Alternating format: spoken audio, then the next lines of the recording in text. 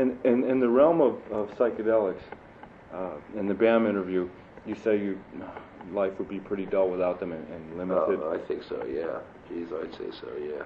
So, to me, the way I interpret that is, when you, like, I know a lot of people who take acid, really smart people who really need, and they'll take it to get high, just like some people would take anything, smoke grass or take a Valium, just for the fuck of it. And I was wondering, with you, like, every time you do it, is it something you learn from, or do you also just take it just to, I think I'll get high tonight? I've had it go both ways, but for me, there was a definite period of time with psychedelics, and sometimes they don't let me get high. Sometimes all I can do is sit down and shut up and learn my lesson. You know what I mean? I don't have any real control in the matter. You know, so it's like, for me, psychedelics have been both ways, but I would go, I mean, as far as I'm concerned, you don't need a reason to get high, you know what I mean? I am a person who's basically, I am into the concept of recreational drugs, you know what I mean? Drugs that just to get you high, and maybe you learn something, or maybe you don't, but that isn't what it's about necessarily, you know what I mean? In other words, I would be thankful there were psychedelics even if I didn't learn anything from them, but only got high, you know what I mean? Yeah. Yeah, so it's, you know, for me, that stuff, all of that stuff comes as additional surprises in terms of consciousness, because I would have never been able to anticipate, you know, any of the things that I've experienced with psychedelics. I would never have been able to invent them, surely. I would never have been able to anticipate that I would have, you know, that I could have had those kinds of experiences. They're all extra. They're all like extra stuff. So, and in that spirit, I mean, you know, my feelings about that is, you know, well, you got to show me, you know. Well, there's no pat answer. Right, there isn't any. I mean, because I wouldn't come back from a psychedelic adventure of some kind and say, hey, listen, I just learned the secret to the universe. You want to learn it? You know, I mean, I wouldn't. You know, it isn't transferable knowledge or information of that sort, as far as I'm concerned. But it's definitely experientially. It definitely expands. It's expanded certainly the limits of my life and this body and my consciousness and everything way the fuck out there. You know, so all that is, like I say, it's all extra. Well, it's humbling sometimes, you know. Oh, geez, humbling. I mean, it's downright humiliating. Well, like, I think like people, like a lot of people smoke grass just routinely. Yeah. And they act the same when they're high than when they're straight. It doesn't make any difference. And I would wonder about that and think, well, you know, after a while you do get used to it, because I used to do a lot, and you can carry on just the same when you're stoned and everything. And I thought, well, maybe that's deprecating a little bit, because sometimes when I get stoned, it's like, every time I get stoned, it's like, this is absolutely separate from the day-to-day internal dialogue and the way we program ourselves. Yeah. And so that's like a shock. Right. And so you have to go, set this time aside and well, if you're a pot smoker, then you take acid and you get that. You know what I mean? For me, I like to have that too, the extraordinary. You know, I mean, I couldn't see, for example, reducing the psychedelic experience to the normal. You know what I mean? That to me is. Well, then let me ask you this: like, you know, the people that smoke all the time, do you think they just get into it and it's just everything just is the same? No.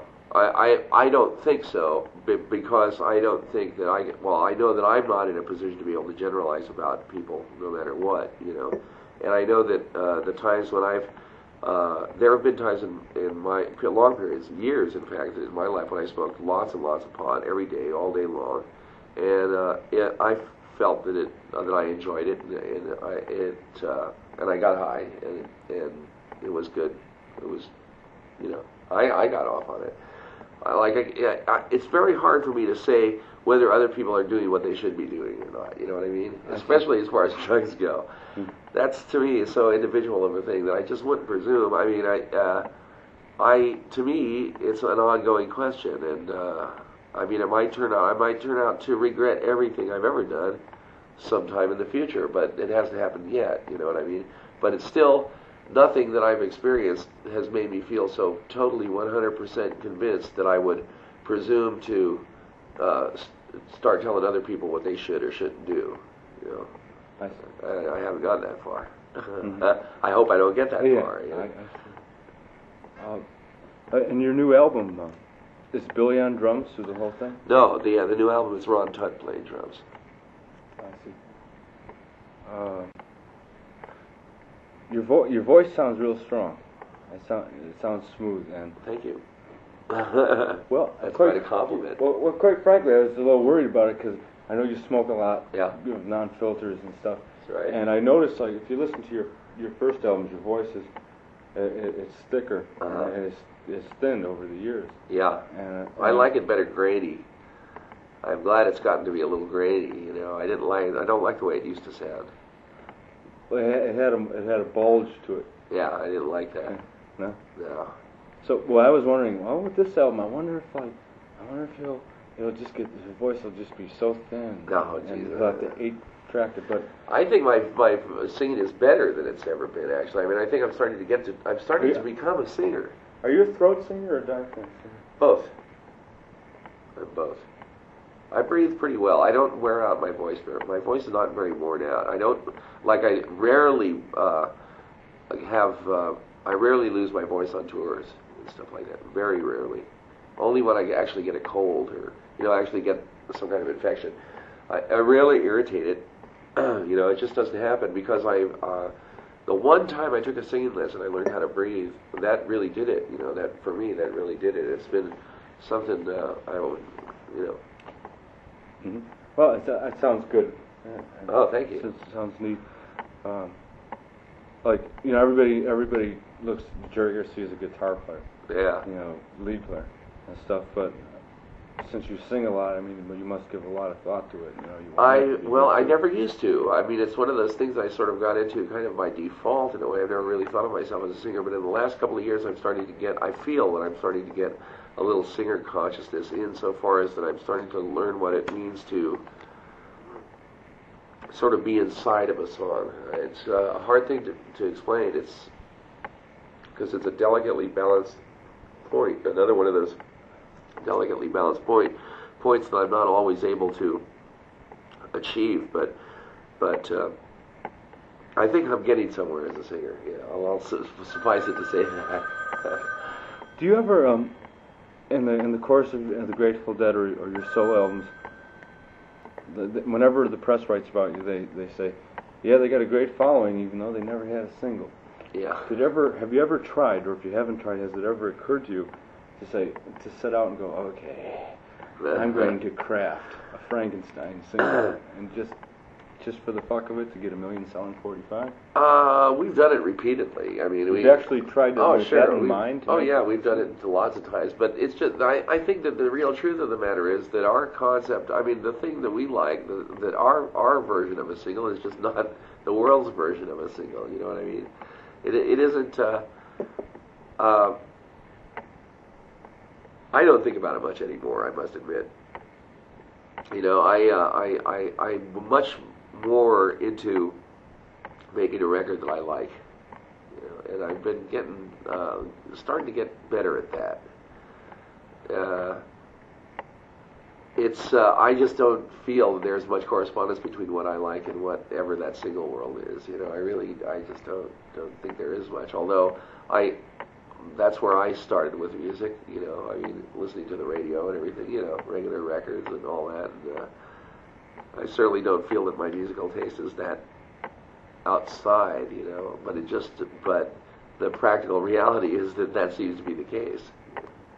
Yeah, I agree, and I just wondered, you guys you're pretty smart guys, just saying, well, just for the hell of it, let's digest what makes the top 40. Let's find the formula. And it's a science approach.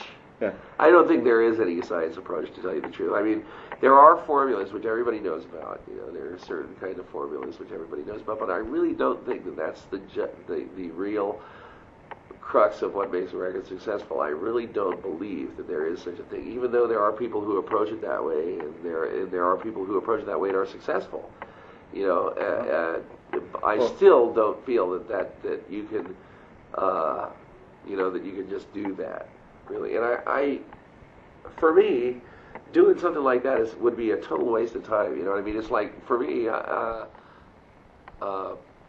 ideally, all that it'd all be the same thing. You know what I mean?